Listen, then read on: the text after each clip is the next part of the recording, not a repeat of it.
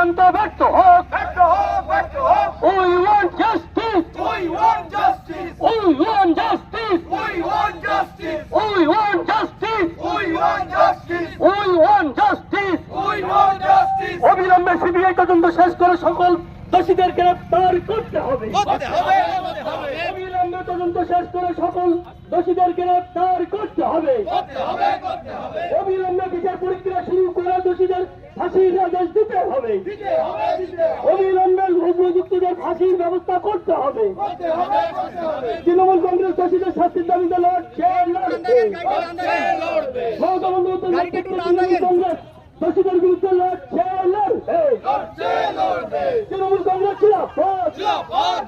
রাজ্যের চক্রান্ত মন্ত্রী না মানব না, রাজ্যের রাম বোমের অসুবিধা ধ্বংস হোক, রাম বোমের অসুবিধা ধ্বংস হোক, তৃণমূল কংগ্রেস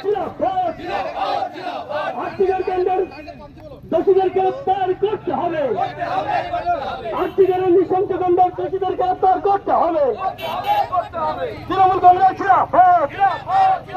দোষীদের ধরে অবিলম্বে ফাঁসির ব্যবস্থা করতে হবে, তৃণমূল কংগ্রেস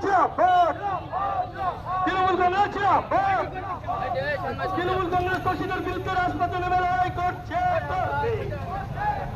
তৃণমূল কংগ্রেস দোষীদের সাজা না অবধি চলবে, তৃণমূল কংগ্রেস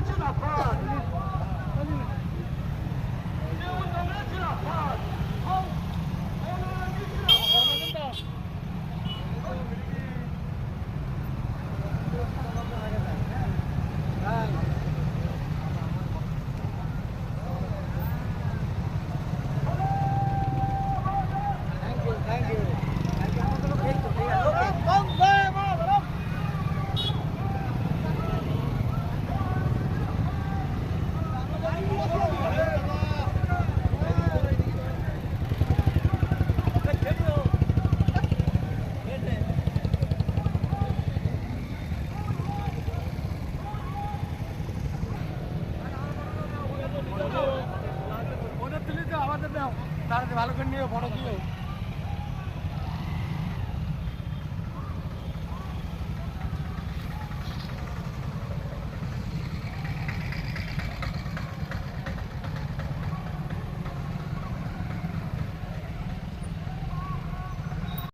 শান্ত বাংলা অশান্ত করলে আমরা মারব না।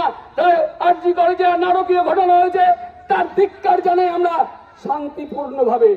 দেখুন আজ আরজি কর হসপিটাল বন্ধ, যে নারকীয় ঘটনা করছে আমরা ধিক্কার জানাই, কিন্তু মানুষ পরিষেবা থেকে, ডাক্তারি পরিষেবা থেকে বঞ্চিত হচ্ছে। কত মায়েরা, কত শিশুদের কল মৃত্যুর মুখে ঢলে পড়ছে। এর কিন্তু আমরা এর অধিকার জানাই। এটা কিন্তু আমাদের সভ্য দেশে কাম্য নয়। তাই আসুন আগামী দিন যদি এই সাম্প্রদায়িক বিজেপি, সাম্প্রদায়িক সিপিএম এবং শ্যাম কংগ্রেস এই বাংলাকে অশান্ত করতে চায়, আমরা তৃণমূল কংগ্রেস রুখে দাঁড়াবো। স্বরূপনগরে বীণা মণ্ডলের নেতৃত্বে আমরা এই সাম্প্রদায়িক বিজেপিকে রুখবো এবং রুখবো। ধন্যবাদ।